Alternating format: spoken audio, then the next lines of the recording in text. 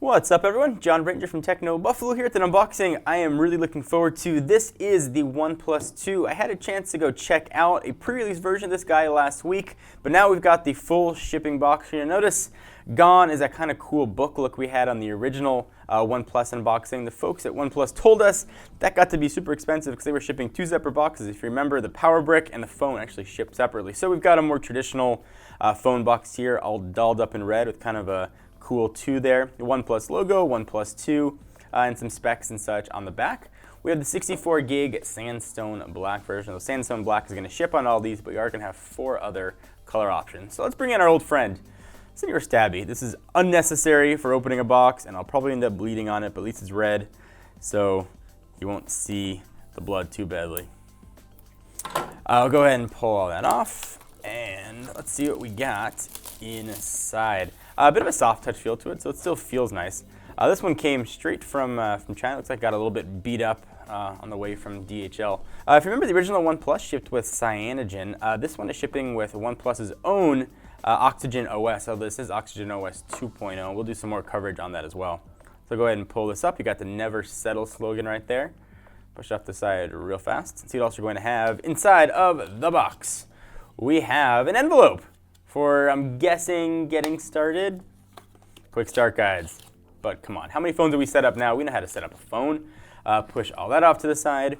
This, I don't really spend much time on cables usually, because usually they're just micro USB, but this is actually a USB-C cable, which this phone is equipped with. And we've got a pretty cool red and white, just wall wart standard there. But that is not why everybody is here. This is why everybody's here, the OnePlus 2. Let's go ahead and pull this off. The OnePlus 1 was one of my favorite phones of last year, so I'm hopeful that this can keep up that mantle. On first blush, by picking it up, the phone feels much more premium. There's much more weight to it. It weighs 175 grams or 6.17 ounces. It now has an aluminum band around it, so it sort of feels a lot more premium as well. You get that cold metal feel. On the back, this is the Sandstone Black version, but I mentioned there are 4 other color options. So as I was going through and setting this up, you notice that this is not your typical Android. First, you get the option to use either software buttons or the capacitive buttons down below. They're just little dashes if you can see them right there, so you got to remember which one's which. I'm going to go with software buttons.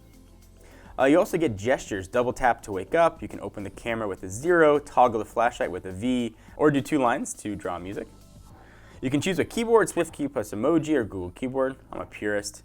Enable Shelf. Shelf is a feature that's in beta. We took a look at it. Essentially, it shows you all the stuff that you care about on the left-hand side of the screen. But I'm a Google Now kind of guy, so we're going to not enable Shelf.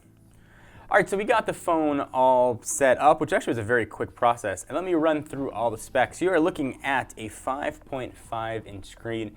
1080p, 1920 by 1080. OnePlus told us they opted for a 1080 screen instead of a 2K screen to make battery life be incredibly good, but we will judge that. And the battery life that I just mentioned is 3,300 milliamp hours. And the screen has a 401 ppi. Powering this guy is the Snapdragon 810. It's a 1.8 gigahertz octa-core processor, 64-bit. And OnePlus has worked with Qualcomm to make sure it's running very cool, but I'll be using this thermometer to test how cool this guy actually is when we do our full review. It's OxygenOS 2.0 based on Android 5.1. Let's go ahead and jump in and take a look at that. Scroll down to the bottom, about phone, Android 5.1.1, and it's OxygenOS 2.0. The original OxygenOS, though, we did see the launch on the last generation, OnePlus 1.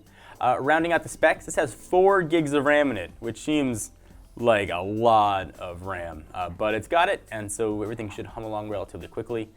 2 versions are available. This is a 64 gig version. There's also going to be a 16 gigabyte version, which will launch later this year, but we've got the higher spec model right here.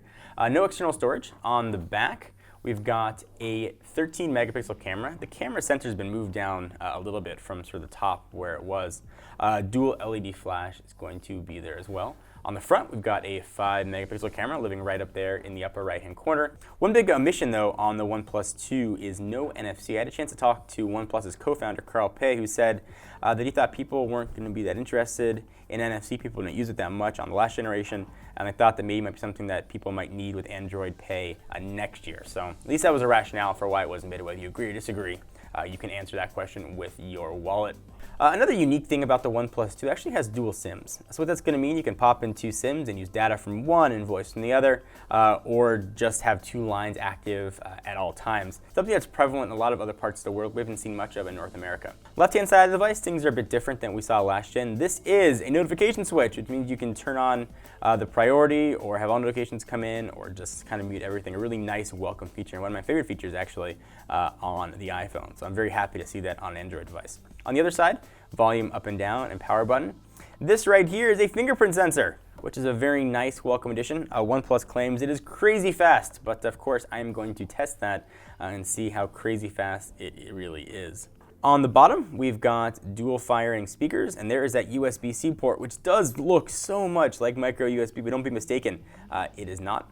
Top 3.5mm headset jack, noise canceling mic.